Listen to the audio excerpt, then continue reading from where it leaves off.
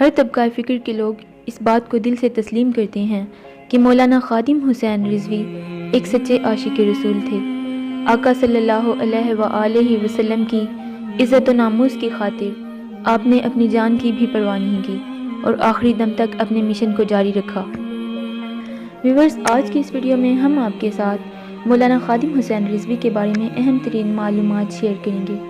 Video شروع کرنے سے پہلے ہمارے چینل کو سبسکرائب کر لیں اور ساتھ ہی بیل آئیکن کو پریس کر کے آل کرنا مت بھولیں تاکہ لیٹسٹ ویڈیوز کے نوٹیفیکیشن آپ کو ملیں سب سے پہلے۔ مولانا خادم حسین رضوی بریلوی مکتبہ فکر کے عالم دین اور مذہبی سیاسی جماعت تحریک لبیک پاکستان کے بانی تھے۔ مولانا خادم حسین رضوی 22 جون 1966 میں پیدا ہوئے۔ آپ بریلوی مکتبہ فکر کے عالم دین اور مذہبی سیاسی جماعت تحریک لبیک پاکستان کے بانی تھے۔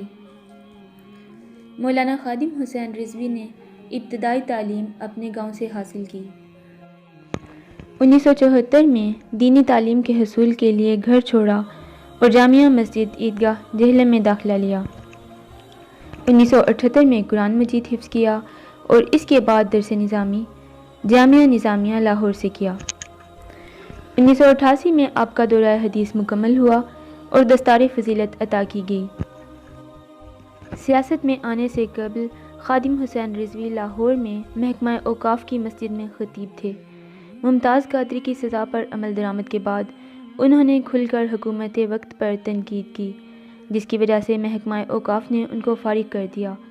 ان کا سیاست میں آنے کا سبب ممتاز قادری کی سزائے موت کو مانا جاتا ہے۔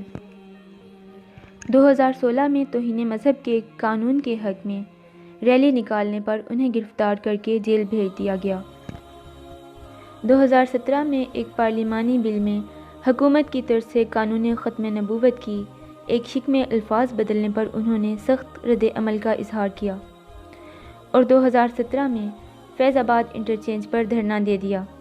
مولانا خادم حسین رضوی نے اپنی ساری زندگی آقا علیہ الصلوۃ والسلام کی محبت اور ان کی عزت و ناموس کے تحفظ کی خاطر وقف کر دی اور تمام عاشقان رسول کو یہ درس دیا کہ آقا علیہ الصلوۃ والسلام کی عزت و ناموس کی ہمیشہ حفاظت کریں گے اور اپنی جانیں قربان کرنے سے بھی دریغ نہیں کریں گے۔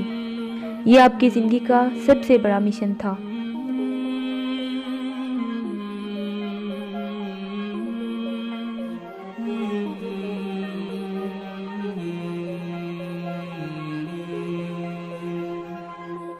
مولانا خادم حسین رضوی نے 19 نومبر 2020 بروز جمعرات 54 سال کی عمر میں وفات پائی۔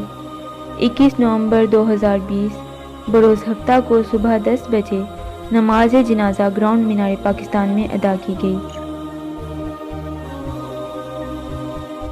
جس میں مسلمانوں کی کثیر تعداد نے شرکت کی اور تاریخ میں پہلی مرتبہ مینار پاکستان گراؤنڈ عاشقان رسول سے بھر گیا۔